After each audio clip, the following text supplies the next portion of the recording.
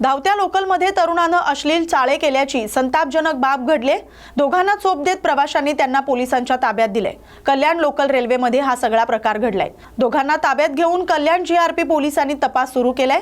Local रेल्वेत घडणाऱ्या अशा संतापजनक प्रकारामुळे महिलांच्या सुरक्षिततेवर पुन्हा एकदा गंभीर प्रश्नचिन्ह निर्माण झालंय। उल्हासनगर रेल्वे स्टेशनवरती आपले उल्हासनगरमध्ये राहणारे काही महिला मुली हँडिकॅप आणि लेडीज डब्यामधून येत होते। तर हँडिकॅप डब्यामध्ये आपल्याच परिसरातील ओळखीचे आहेत। तर ते काही बेवडे आणि ते काही जण होते असे विद्रोही।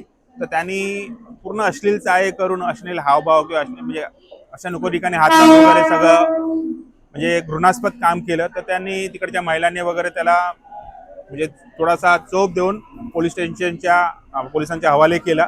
पण हे खूप निंदनीय गोष्ट आहे की हँडिकॅपमध्ये लेडीज डब्यामध्ये खरंच आरपीएफचा जवान असणं गरजेचं आहे, कारण त्यात महिला पण येतात आणि अपंग असतो आणि चर्सी गंजटींचा खूप वावर सगळीकडे वारलाय।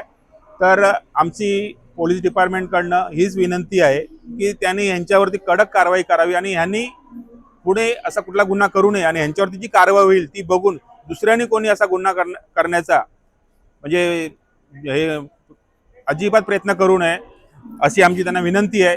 जर म्हणजे आम्ही यायच्या पहिले पोलीस स्टेशनला होते, जर आम्ही यापर्यंत बाहेर भेटले असते हा रूप काहीतरी वेगळंच असतं, कारण की असे जे विद्रोही लोक असतात त्यांच्यावरती कडक कारवाई नागरिकांनी पण केलीच पाहिजे आणि प्रशासनाने तर जास्तीत जास्त कडक कारवाई यांच्यावरती केली पाहिजे। बुलढाणा नगर परिषद निवडणुकीमध्ये बनावट मतदान करण्यासाठी आलेल्या तोतया मतदाराला पळून जाण्यास मदत करणं आणि शासकीय कामात अडथळा आणल्याप्रकरणी शिवसेना आमदार संजय गायकवाड यांचे पुत्र कुणाल गायकवाड, पुतण्या श्रीकांत गायकवाड आणि एक अनोळखी अशा एकूण 3 जणांवर बुलढाणा शहर पोलीस ठाण्यात गुन्हा दाखल करण्यात आलाय। बुलढाणा शहरातील शासकीय तांत्रिक विद्यालयातील मतदान केंद्रावर एक व्यक्ती बनावट मतदान करण्यासाठी आला असता काही प्रतिनिधींच्या ते लक्षात आल्यानं चांगलाच गोंधळ उडाला। हा व्यक्ती पळ काढत असतानाच काही नागरिकांनी त्याला पकडलं आणि चांगला चोप दिला। दरम्यान कुणाल गायकवाड आणि श्रीकांत गायकवाड यांनी पोलीस कर्मचाऱ्याला लोटपट करत पोलिसांच्या तावडीत असलेल्या व्यक्तीला पळून जाण्यास मदत केली। त्यावरून पळून जाणारा अनोळखी व्यक्ती हा कुणाल गायकवाड आणि श्रीकांत गायकवाड यांच्यावर शासकीय कामात अडथळा आणल्याप्रकरणी गुन्हा दाखल करण्यात आलाय। तर दुसऱ्या घटनेमध्ये बुलढाणा शहरातीलच गांधी प्राथमिक शाळेतील मतदान केंद्रावर 3 तोतया मतदारांनी बनावट मतदान केल्याप्रकरणी केंद्र प्रमुखांनी दिलेल्या तक्रारीवरून 3 जणांविरोधात गुन्हा दाखल करण्यात आलाय। यामध्ये 2 तरुण आणि एका महिलेचा समावेश आहे। त्यापैकी एक महिला आणि एका तरुणाला बुलढाणा शहर पोलिसांनी ताब्यात घेतले। आज बुलढाणा शहरात नगरपालिकेचे मतदान सुरू असताना गांधी विद्यालय, जिजामाता नगर येथे 3 बोगस वोटिंग असल्याबाबत तिथल्या केंद्र अधिकाऱ्याकडून तक्रार प्राप्त झाली। त्यावरून तिघांविरुद्ध गुन्हा दाखल करण्यात आलेला आहे। तसेच बुलढाणा शहरात शासकीय तांत्रिक निकेतन येथे एक बोगस वोटर तिथून पळून जात असताना काही लोकांनी त्याला पकडले होते व तिथे पोलिसांनी त्याचं व्हेरीफाय करायला गेले असता इतर दोघांनी शासकीय कामात अडथळा करून तिथे तक्रार प्राप्त झाल्याने त्यांच्या विरुद्ध गुन्हा दाखल केला। अशा एकूण 4 कारवाया आपण केलेल्या आहेत। सध्या आरोपी अटक नाही आहे, परंतु आमची कारवाई सुरू आहे। सर, जो बोगस मतदार पळून गेला तो सापडला का? त्याचाही शोध सुरू आहे। कोणते गुन्हे दाखल केले यांच्या विरुद्ध? यांच्या विरुद्ध एक शासकीय कामात अडथळा करणे, चिथावणी देणे, तसेच गांधी विद्यालय येथे बोगस वोटिंग करणे याबद्दल गुन्हे दाखल करण्यात आलेले आहे। नगर परिषद निवडणूक 2025 याची मतदान प्रक्रिया मंगळवारी पार पडली। शेवटच्या एका तासामध्ये जळगाव जिल्ह्यातील मुक्ताईनगर येथील कोथळी इथं असलेल्या जिल्हा परिषदेच्या शाळेच्या केंद्रावर आमदार चंद्रकांत पाटील यांच्या कार्यकर्त्यांनी भारतीय जनता पार्टीच्या कार्यकर्त्यांना मारहाण केल्याचा आरोप केला जातोय। केंद्रीय मंत्री रक्षा खडसे यांना माहिती मिळताच त्यांनी कोथळी येथील मतदान केंद्राला भेट दिली। यावेळी मतदान केंद्रावर तणावाचं वातावरण होतं। पोलीस बंदोबस्त मोठ्या प्रमाणात लावण्यात आला होता। पोलिसांनी हस्तक्षेप करत झालेला वाद शांत केला। घडलेल्या घटनेसंदर्भात दोषींवर कारवाई करण्याची मागणी केली जात असून पोलीस पुढील तपास करत आहेत. कार्यकर्त्यांना होतोय ताई, काय सांगा? हे आता मला असं वाटतं तुम्हीच बघितलं पाहिजे की कशा पद्धतीची दडपशाही चालू आहे. दुपारपासून तुम्ही सगळी मीडिया इथे आहे. इतकी दादागिरी कुठे चालते का? आणि ह्या संदर्भात आम्ही सगळ्यात ह्या चौकशीचे आदेश आम्ही करायला लावू आणि निवडणुकी आयोगाला पण हे सगळं कळवलं जाईल. जालना जिल्ह्यातील अंबड इथं नगर परिषद निवडणूक मतदान केंद्रावर मंगळवारी सायंकाळी भाजपा आणि महाविकास आघाडीच्या कार्यकर्त्यांमध्ये बाचाबाची होत धक्काबुक्की झाली. यात दोन्ही पक्षांच्या कार्यकर्त्यांनी एकमेकांवर आरोप केले.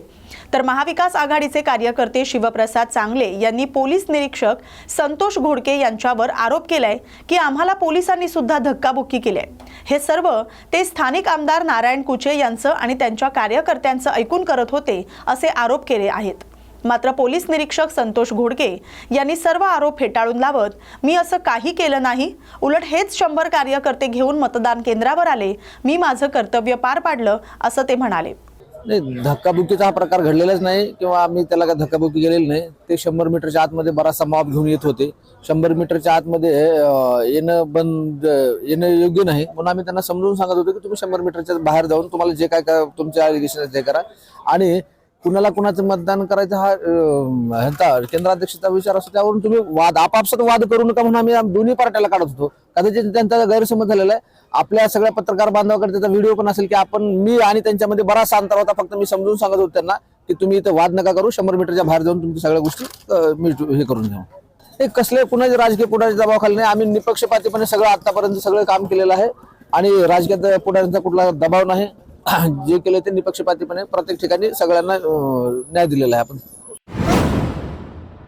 पनवेलमधील कामोठे परिसरात मैत्रीवर विश्वास ठेवणं एका महिलेला चांगलंच महागात पडलंय. पीडित सविता हिनं बाजारात जाताना तिच्या समोर राहणाऱ्या मोनिका नावाच्या मैत्रिणीला घराची चावी दिली होती. परंतु सविता परत आल्यावर तिला धक्का बसला. घरातील सोन्याचे दागिने गायब होते आणि दरवाजाला पूर्वीसारखंच कुलूप लावलेलं होतं. सुरुवातीला मोनिका हिनं घरात गेल्याचं नाकारलं. त्यामुळे सवितानं कामोठे पोलीस ठाण्यात तक्रार दिली. पोलिसांनी सीसीटीव्ही फुटेज तपासलं पण त्यात चोरीसाठी कोणी येताना किंवा जाताना दिसलं नाही.